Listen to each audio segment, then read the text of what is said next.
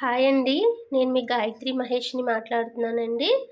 ఈరోజు బెండకాయ పొడులతో వేపుడు కూర చేసుకుందామండి. ఇది పప్పులోకి, టమాటా పప్పులోకి, పప్పుచారులోకి చాలా బావుంటుంది. దీనికి కావాల్సిన పదార్థాలు అది ఎలా చేసుకోవాలో చూపిస్తానండి. ముందుగా బెండకాయలను మంచిగా వాష్ చేసుకొని, ముందు భాగాన్ని, వెనక భాగాన్ని తీసేయాలండి. కట్ చేసేసుకోవాలి. ఇగోండి మధ్యన పైనుంచి కింద వరకు మంచిగా ఇట్లా మధ్యలో ఇలా ఘాటు పెట్టుకోవాలండి. అన్నిటిని ఇలా పెట్టుకొని పక్కన పెట్టుకోండి. మనకి పొడులకు కావాల్సిన పదార్థాలు మినప్పప్పు ఒక 6 స్పూన్లు తీసుకున్నానండి. కొబ్బరి పొడి ఒక 5 స్పూన్లు తీసుకున్నాను. ఒక గుప్పెడన్ని అంటే చిన్న కప్పుతో పల్లీలు తీసుకున్నాను. తర్వాత ఇగోండి శనగపప్పు అండి. పల్లీలు మనం ఎక్కువ తీసుకోవాలి, దీనికి టేస్ట్ అక్కడే బాగుంటుంది పల్లీలతోనే. పల్లీలు మనం గుప్పుడు తీసుకున్నాం కదా, హాఫ్ గుప్పుడు అంటే హాఫ్ కప్పు శనగపప్పు, హాఫ్ కప్పు పెసరపప్పు, హాఫ్ కప్పు దాల్ పప్పు అండి. అంటే దీన్నేమంటారంటే వేరుశనగ పప్పుని ఇట్లా చేస్తారు కదా, దాల్ పప్పు అంటారండి, పుట్నాల పప్పు అంటారు. ఇది నువ్వులండి, నువ్వులు ఒక హాఫ్ కప్పు తీసుకోవాలండి. ఇదిగోండి నువ్వులు ప్లస్‌లో నేను పొడి తీసుకున్నాను హాఫ్ కప్పు. తర్వాత దీనికి కావాల్సింది ఇగోండి కొంచెం పసుపు పడుతుంది. తర్వాత ఇగోండి జీలకర్ర పొడి, ధనియాల పొడి ఒక్కొక్క స్పూన్ తీసుకున్నాను. ఒక 5, 6 మిరపకాయలని ఇలా మధ్యలో చిరక్కొట్టి పక్కన పెట్టుకున్నాను, మధ్యలో చింపుకొని. ఒక 8, 9 ఎండుమిరపకాయలండి. మనకి ఇంకా తగినంత ఉప్పు, ఆయిల్ కావాలండి. మనకి కర్రీకి ఎలా చేయాలో మొదలు పెడతానండి. ముందుగా మనం ఏం చేయాలంటే స్టవ్ వెలిగించుకొని బాండి పెట్టుకుందామండి. ఇదిగోండి స్టవ్ వెలిగించుకొని బాండి పెట్టుకున్నాం, వేడెక్కింది. ఆయిల్ లేకుండానే పల్లీలు వేయించుకున్నామండి. ఫస్ట్ పల్లీలు కొంచెం వేగిన తర్వాత ఒక్కొక్కటిగా వేయించుకుందామండి. ఇవి పొడులు తయారు చేసుకోవాలి. పల్లీలు వేయించుకున్నాక మీకు మళ్ళీ చూపిస్తానండి. ఇదిగోండి నేను ఈ కర్రీతో కాంబినేషన్ టమాటా పప్పు చేసుకుంటున్నానండి. చాలా బాగుంటుంది టమాటా పప్పుతో ఈ వేపుడు కర్రీ, చాలా బాగుంటుందండి. అయితే చాలామంది నిన్న ప్రదక్షిణ ఎలా చేయాలో దాని అర్థం చెప్పాను కదా, వేరే వాళ్ళు ఇంకో విషయం అడుగుతున్నారండి. మనం ప్రదక్షిణ చేసేటప్పుడు గుడి వెనుక భాగాన్న మనం నమస్కారం చేయాలా, గుడి వెనుక భాగాన్న తాకొచ్చా అని అడుగుతున్నారు. ఖచ్చితంగా తాకకూడదండి. ఎందుకంటే గుడి వెనుక భాగాన రాక్షసులు నివసిస్తారంట. ఆ రాక్షసులు ఎందుకు నివసిస్తారో కూడా ఒకరోజు చెప్తానండి. మనం ప్రదక్షిణ చేసేటప్పుడు కుడి నుంచి స్టార్ట్ చేస్తాం కదా, కుడి నుంచి స్టార్ట్ చేసేటప్పుడు ఖచ్చితంగా ఒక 2-3 అడుగులు గుడికి మనకి ఒక 2-3 అడుగులు ఖచ్చితంగా మనం గ్యాప్ ఇచ్చే ప్రదక్షిణ చేయాలండి. అంటే మరీ దగ్గరగా వెళ్ళి చేయకండి. ఖచ్చితంగా ఇది మీకు తెలిసిన పూజారులకు కానీ గురువులకు కానీ అడిగి కూడా తెలుసుకోండి. గుడి వెనక భాగాన రాక్షసులు నివసిస్తారు అని చెప్తారండి. ఇది 100% కరెక్ట్. మీరు అడగండి, మీకు తెలిసిన వాళ్ళకి అడగండి. లేదు అంటే ఒకరోజు నేను చెప్తానండి, ఎందుకు ఉంటారు అన్నది కూడా చెప్తానండి.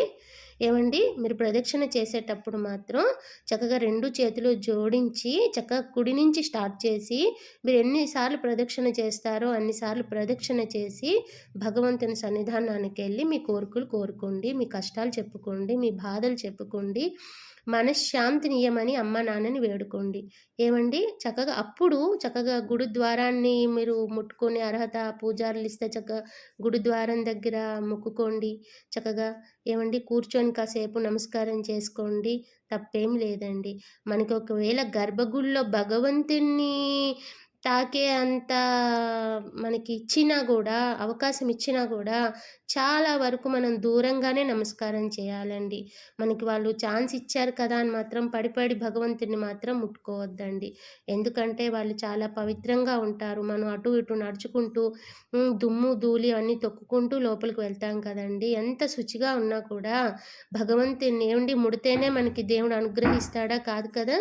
మీకు ఒకవేళ దగ్గరగా వెళ్ళే అవకాశం ఉన్నా కూడా చాలా వరకు భగవంతుని తాకకుండానే నమస్కారం చేసుకోండి. ఏమండి, సరే అండి. ఒక ప్లేట్లోకి తీసుకున్నాను చల్లగా అవుతాయని. ఇప్పుడు ఇందులో పెసరపప్పు వేసానండి. పెసరపప్పు కూడా దోరగా వేయించుకున్నానండి. చాలామందికి డౌట్ రావచ్చు పెసరపప్పు ఎందుకు వేశారని. పెసరపప్పుతో చాలా టేస్ట్ వస్తుందండి, కర్రీ చాలా టేస్ట్ వస్తుంది. ఇదిగోండి పెసరపప్పు కూడా వేగిపోయింది. ఇప్పుడు మినప్పప్పు వేసానండి. ఇదిగోండి మినప్పప్పును కూడా దోరగా వేయించుకుందాము. ఇదిగోండి మినప్పప్పు వేగింది. ఇప్పుడు శనగపప్పు వేసానండి. శనగపప్పు వేగాక అందులోనే కొంచెం దాల్పప్పు వేసేసుకున్నామండి. దాల్పప్పు ఏం వేయించక్కర్లేదు, కాకపోతే కొంచెం పచ్చివాసన పోయేంత వరకు వేడి చేసుకుంటే సరిపోతుంది. ఇదిగోండి శనగపప్పు వేగింది కదా, ఇందులోనే కొంచెం దాల్పప్పు వేసేసుకుందాము. ఇప్పుడు వేయించుకునేవి ఇవేనండి, ఎందుకంటే ఆల్రెడీ నేను వేయించిన నువ్వులు పొడే, ధనియాలు వేయించినయే, జీలకర్ర వేయించింది కాబట్టి నాకు ఆ పొడులు ఉన్నాయి కదా, కాబట్టి అవి వేయించుకోక్కర్లేదు. మీరు ఒకవేళ పొడులు లేకపోతే మాత్రం ధనియాలను వేయించుకోవాలండి, జీలకర్రని వేయించుకోవాలి, నువ్వులను వేయించుకొని ఒక్కొక్కటిగా పొడి చేసుకోవాలండి. కొబ్బరిని అయితే వేయించకూడదండి ఇందులో. తర్వాత మనం ఇందులో కొంచెం ఎండుమిరపకాయలు, పచ్చిమిరపకాయలు, కొంచెం ఆయిల్ వేసి గోలించుకోవాలండి. ఇవన్నీ అయిపోయాక ఒక ఎండుమిరపకాయలు, పచ్చిమిరపకాయలు ఆయిల్లో వేయించేసుకోవాలండి. అంతేనండి. అట్లన్నిట్లు కలిపి తగిన ఉప్పు వేసి మిక్సీ పట్టుకోవాలండి. ఇదిగోండి ఇందులో కొంచెం ఆయిల్ వేసుకున్నాను. ఎండుమిర్చి, ఈ పచ్చిమిర్చిని వేయించుకుందామండి. ఇదిగోండి పొడులన్నీ ఇట్లా వేయించుకొని పెట్టుకున్నాను. ఇప్పుడు వేగిన తర్వాత ముందుగా ఇవి మిక్సీ పట్టుకోవాలి. ఇవి ముందు మిక్సీ పట్టేసుకొని పక్కన పెట్టేసుకొని తర్వాత పొడులు మిక్సీ చేసుకొని మళ్ళీ ఇవి అవి కలిపి ఉప్పేసి మిక్సీ పట్టాలండి. ఓకే అండి, మిరపకాయలు కూడా వేగిపోయినాయి.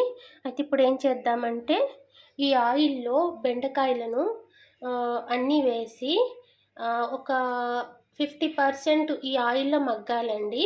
మొత్తం మంచిగా అంటే మరీ ఎక్కువ వేగిపోవద్దు, అట్లా డీప్ ఫ్రై కాదండి. ఈ ఆయిల్లో ఒక్కొక్కటిగా బెండకాయలు వేసుకొని పైన మూత పెట్టి, అంటే బెండకాయ పై భాగం కుక్ అయ్యేటట్టు చూసుకోవాలండి. ఇదిగోండి సిమ్లోని ఆయిల్లో బెండకాయలు అన్నీ వేసాను. ఇందులో పసుపు కానీ ఉప్పు కానీ ఏం వేయొద్దండి. ఆయిల్లోని ఒక 50% మగ్గిపోవాలండి. మూత పెడితే మగ్గిపోతాయండి. బాగా మెత్తగా కూడా చేయొద్దు, ఎందుకంటే అందులో స్టఫ్ చేస్తాం కదా. స్టఫ్ చేసిన తర్వాత 50% వేగాలండి. అందుకే 50% పై భాగం అంతా వేగిపోవాలండి. ఓకే అండి, ఈ లోపల మనం మిక్సీ చేసుకుందాం. ఇదిగోండి ఆయిల్లో 50% చక్కగా బెండకాయలు ఇట్లా వేగిపోయినాయి. ఇంకెక్కువ మెత్తగా వేగనియొద్దండి. వీటిని ఒక ప్లేట్లోకి తీసేసుకొని చల్లగా చేసుకోవాలండి. ఇప్పుడు మిక్సీ చేసుకున్న పౌడర్ చూపిస్తానండి. ఇదిగోండి మిక్సీ ఇలా చేసుకున్నాను. ఇందులో ఒక 2 స్పూన్లు ఉప్పు వేసుకున్నానండి. మీకు చూపిస్తాను కదా, అదే స్పూన్తో 2 స్పూన్లు ఉప్పు వేసుకున్నాను.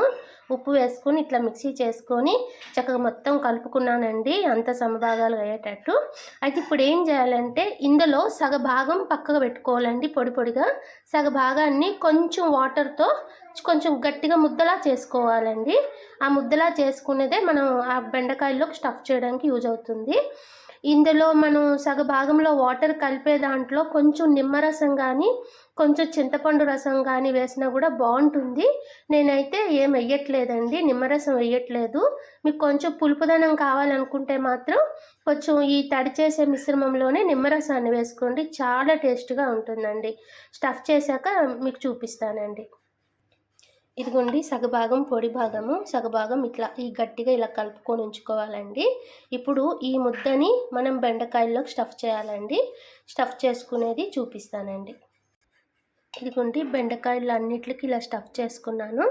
ఇప్పుడు మనం స్టవ్ వెలిగించుకొని కొంచెం ఆయిల్లో నేనైతే 2 సార్లు వేయించుకుంటానండి. మళ్ళీ అన్నీ ఒకేసారి వేస్తే విరిగిపోతాయి, అందుకే 2 సార్లు వేయించుకున్నాక మళ్ళీ కొంచెం పొడి జల్లుకోవాలి పైన, అది చూపిస్తాను. ముందైతే మీకు ఎన్ని పెడతానో పెనం మీద చూపిస్తానండి. ఇదిగోండి ఇలా ఆయిల్లో వేసుకున్నాను. కొంచెం అటు ఇటు వేగితే సరిపోతుంది, ఎందుకంటే పొడులు వేయించుకున్నాం కదా కాబట్టి సరిపోతుంది. మనం పచ్చి బెండకాయల్లో కూడా వేయించుకోవచ్చు అండి, కాకపోతే జిగురుగా తర్వాత ఉడకనట్టు ఉంటుంది. ఇలా కొంచెం ఆయిల్లో మనం వేగుతున్నాయి కాబట్టి జిగురుతనం ఉండదు. తర్వాత చక్కగా అన్నీ వేగిపోతాయి, చక్కగా బాగుంటుందండి టేస్ట్. ఇలా ట్రై చేయండి. ఇదిగోండి ఇలా వేగింది మొత్తం. ఇందులో మనం చిటికెడు పసుపు, ఒక చిటికెడంత ఉప్పు పైన జల్లుకోవాలండి. ఎక్కువ జల్లుకోవద్దు. ఆల్రెడీ మనం పౌడర్‌లో ఉప్పు వేసుకున్నాం కదా! కొంచెం ఒక హాఫ్ టీ స్పూన్‌లో ఇంకా కొంచెం అంటే 2, 3 చిటికెళ్ళు ఉప్పు పైనుంచి జల్లుకుందాము. అట్లనే కొంచెం పౌడర్ ఉంది కదా! ఆ పౌడర్ ఎందుకంటే అండి, మనం ఈ టైంలో పప్పు తిన్నోళ్ళు పప్పు తింటారు. అదే పౌడర్‌ని అన్నంలో నెయ్యి వేసుకొని కలుపుకు తింటే బావుంటుందండి. అందుకే సగం ఎక్కువ పక్కన పెట్టుకోమన్నాను. అయితే స్టఫింగ్‌కి సరిపోతుంది. లేకపోతే మిగిలిన పౌడర్‌ని మన అన్నంలో చక్కగా నెయ్యి వేసుకొని తింటే పప్పులన్నీ బలం కదా! చాలా మంచిదండి. నేనిప్పుడు మిగిలిన దాన్ని నా పిల్లలకు, నాకు, మా వారికి మేము నలుగురం కొంచెం నెయ్యి వేసుకొని తింటాము. దాంతో పాటు ఇది తింటే బావుంటుంది. ఓకే అండి. ఇదిగోండి నేను కొంచెం ఉప్పును తర్వాత పసుపు వేసేసానండి. ఇదిగోండి ఈ కొంచెం పౌడర్ పైన చల్లి స్టవ్ ఆఫ్ చేసేసుకోవాలండి. చాలా బాగుంటుందండి. మీకు పప్పులోకి టమాటా పప్పు సాంబార్లోకి బాగుంటుంది. ఒకసారి చేసుకోండి. డిష్లోకి తీసి చూపిస్తానండి. ఇదిగోండి బెండకాయ పప్పులతో వేపుడు కూర అయిపోయిందండి. చూడండి చక్కగా బెండకాయ పాలంగా ఉంది. లోపల స్టఫింగ్ ఉంది. చక్కగా బయట వేగింది, లోపల వేగింది. చక్కగా పప్పన్నంతో ఇలా తింటూ ఉంటే చాలా బాగుంటుంది. ఒకసారి ఇలా ట్రై చేయండి. సరే ఓకే అండి. బాయ్ అండి.